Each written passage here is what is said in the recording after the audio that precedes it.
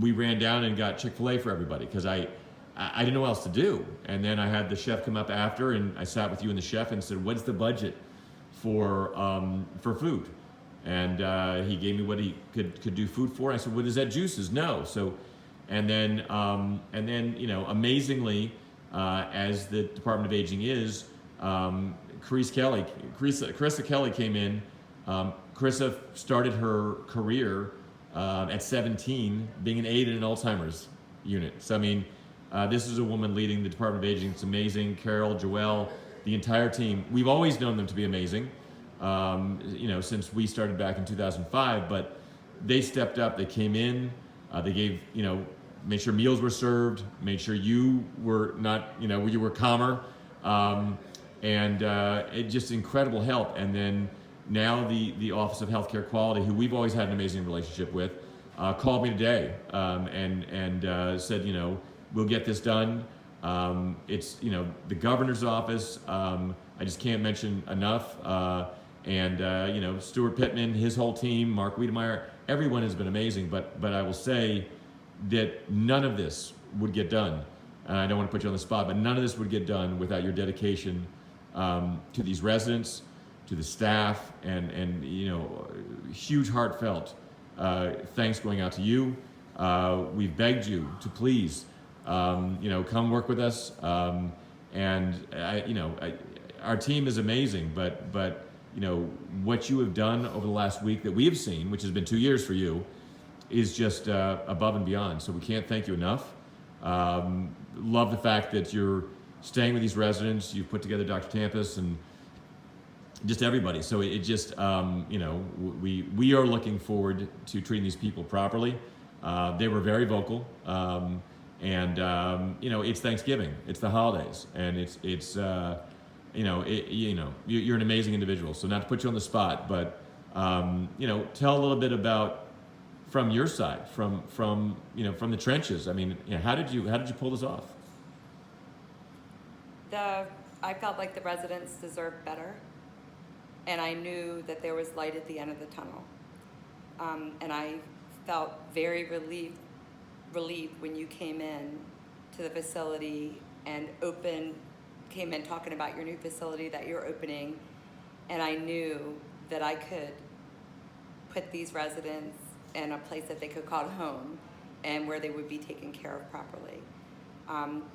So honestly, I just did what I had to do for each resident as far as getting their paperwork together, trying to keep the families calm, because I knew that they were coming to you. And I was able to do that by motivation of getting them out of there. I know that they're not treated properly. As far as the staff is wonderful, it has nothing to do with the staff. As far as the tools needed to take care of them, when food's not coming in and your staff and your chefs are going out and buying food, that's pretty bad. But as a team in Chrisley, we all pulled together and we were able to give the residents what they needed. And then now knowing that they're days from exiting that building, I just feel so much relief. And I'm excited. I cannot wait for every single one of them to leave the facility. How did you keep it together? I mean, I've seen a lot of things, and it's not me. I have a whole team behind me. I'm the person that goes and gets chocolate chip cookies or goes and gets Chick-fil-A, but I think you've met the whole team. It's I have the easy part. They give me tasks and I go go do the task. But how did you keep it together? I've seen a lot of things. I've been in countries, occupied countries, with doing embassy deals for the World Bank and Department of State and all kinds of things. But I've just never seen someone so bombarded where you just, you just kept it together. I mean, you had so many different people, vendors. I mean, I heard vendors calling, demanding money they hadn't been paid. I mean, I don't know how you kept together. So how did you keep it together? That last 6 months, and was it really that last 6 months that was the tough part? You could see the trickling effect. It was just getting worse and worse, and bills were getting paid less and less. So everybody was aware that something was going on. I don't think we were exactly sure what was going on, whether it was being sold or closing. What really helped me keep it together was the families. The families were very supportive. You're doing such a great job. We appreciate everything that you do. Just people appreciating you is enough to keep you motivated. And then those residents, they're people that came into that facility because they trusted in the people that took them in. And it's really sad to see how they were treated.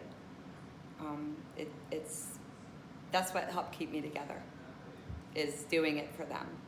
Well, it's an amazing job. You get to keep doing the job, but instead of being, under fire and having all these horrific problems, now you get to use your truly amazing manner and skill to what we saw today earlier while you were at Chris Lee, keeping the ship afloat, was the families just, one of the family members said, we've gone from a terrible situation, but that terrible situation, and it was because of you, they said, that terrible situation brought us here. So at the end of the day, it brought us here. So you had people follow you basically through the desert, and that's what it came down to. So they were very, very appreciative. Round of applause, and you really have to take a minute and just realize that. So Thank you. It really was a team effort. yeah. Everyone pulled together to the very last minute, not even knowing if they were getting paid. Those dedicated employees are there tonight, and they'll be there all week, and they could have left, but they didn't. And you are too. I mean, I am. And so again, thank you for everything. And again, I've got to thank from Office of Healthcare Quality, Department of Aging, everyone at the permit office, everyone at Stewart's office, everyone at the governor's office. I mean, it just this could have been a really terrible situation, and we've avoided all that because everyone's pulled together.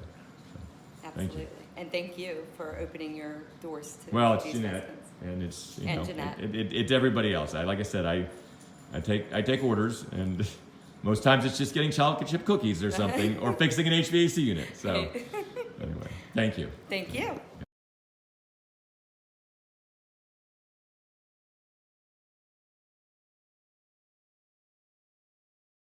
This group home has a deck that goes all the way around, 3,000-foot deck. This is less than 12-to-1 path we're walking on, but this deck allows the seniors to enjoy the waterfront, be safe, have a railing all around them, and then they can watch family members enjoy the rest of the waterfront, and then the deck goes all the way around. 13 rooms, and there's a dock down there, a boat ramp. Family members can come by boat and really just enjoy. And this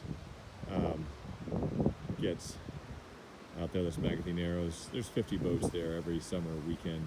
It's a really wonderful place for seniors to enjoy themselves as they should in a neighborhood. And this is a neighborhood. This is one lot in a neighborhood. Other houses.